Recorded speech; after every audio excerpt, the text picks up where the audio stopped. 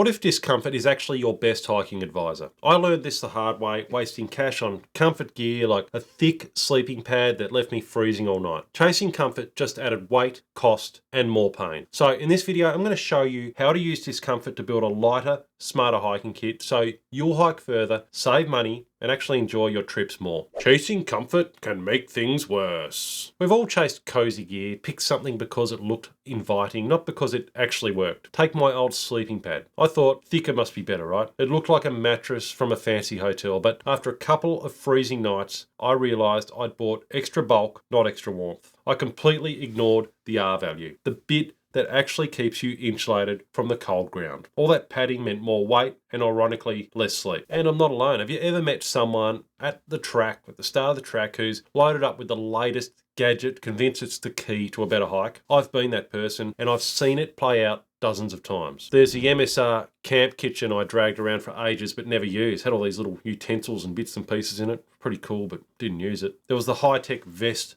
that stayed buried in my bag. The snowshoes that have never seen a flake of snow. More stuff doesn't make your hike better, it just slows you down. Here's what I suggest now. Before you shell out for another upgrade, give that discomfort a chance. Test your current setup for a trip or two. Is it truly your gear that's the issue, or is there something else you could tweak or learn? Sometimes the most valuable lessons come from making do with what you've got, not just buying your way to an easier hike. And here is a quick check for you. Think about the last time you bought something to fix a problem. Did it actually solve it, or did it just shift the issue somewhere else? Drop a comment down below if you've ever had a gear regret moment. I'd love to hear it. And if you like these kinds of lessons and trail tested advice, I share even more in my free newsletter. The link to sign up is in the description down below. And honestly, that's the thing. The best lessons on the track don't usually come from the latest gear. They come from the tough moments you actually push through. Discomfort isn't just something to survive. It's how you build real trail skills. Discomfort builds skills. Get comfortable with being uncomfortable. Some of the best lessons I've ever learned on the track came from uncomfortable moments. I've spent nights in massive storms, tents getting flattened by wind, rain hammering down. I remember one wild night in the Franklin Range here in Tasmania. The tent would collapse in a gust, then pop up again. Was I comfortable? Not even close. Was I scared? A little, but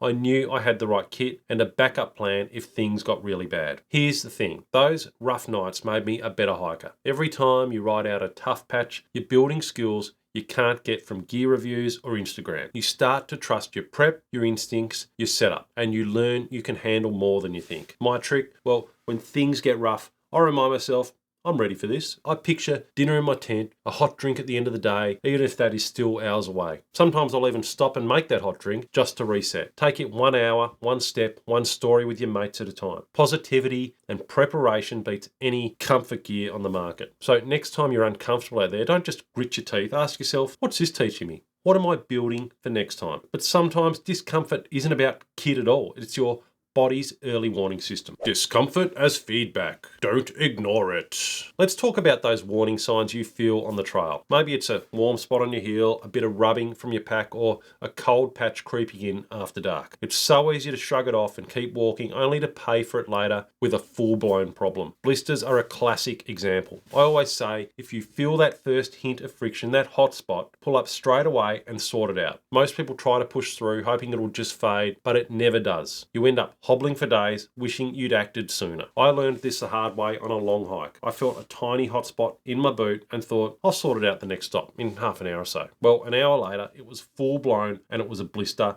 and my day was cooked. In fact, the next few days were cooked. The rest of the trip was an epic battle with my feet. It's always the little stuff that gets you. Here's the trick. Treat every bit of irritation as valuable intel. If you notice a pinch, a chill, or any odd sensation, pause and fix it. Those little signals are your body or your setup giving you free advice. Don't ignore them until they turn into major headaches. Use those early signs to tweak and improve your gear, your packing, and your habits on every trip. Now, if it's bugging you now, it'll bug you more later. Don't wait. Carry a tiny repair kit or tape. Sometimes a quick fix saves your whole trip. Write down what went wrong at the end of your hike so you actually remember to adjust it next time. And here's the bigger picture. All those little adjustments add up. It's the tough moments, the times things go sideways that really sharpen your skills and confidence on the trail. But let's be real, sometimes a little luxury can make all the difference, if you choose it wisely. Choose your comforts intentionally. Now, some little luxuries really are worth the extra weight if they genuinely make your trip better. Take coffee, for example. I'm happy to carry a few extra grams just for a proper brew on a frosty morning. And one of my subscribers, who we'll call Phil, he loves to hit the trail with his Cedar Summit pour-over kit. Other hikers I know, they wouldn't leave home without a Kindle or an e-reader. But here's the real secret. Pick your luxury items on purpose. Each one should serve a clear role, whether that's keeping your spirits up or sorting a real need. Not just filling your pack because it might be nice. Before you pack that must-have, ask yourself honestly, does this actually add to my trip, or am I just chasing the idea of being comfortable? I've met so many hikers who end up regretting the extra weight, or who buy a gadget that ends up living at the bottom of their pack unused. I'm one of those people. And you can do a quick gut check before your next trip. Ask yourself, did I use this last time? Did it make the experience genuinely better? Would you miss it if it stayed at home? If not, leave it out, see what happens. Actually, I'd love to hear your own stories about gear regrets or surprise essentials. Drop them down below. Some of the best hiking lessons come from those shared mistakes. So share yours in the comments. And speaking of things you don't want to regret, even if you've got your comfort dialed in, there are 5 costly gear mistakes I see hikers make all the time. If you want to save your back, your money, and a few headaches, then check out this next video up here, where I break down exactly how to dodge those traps.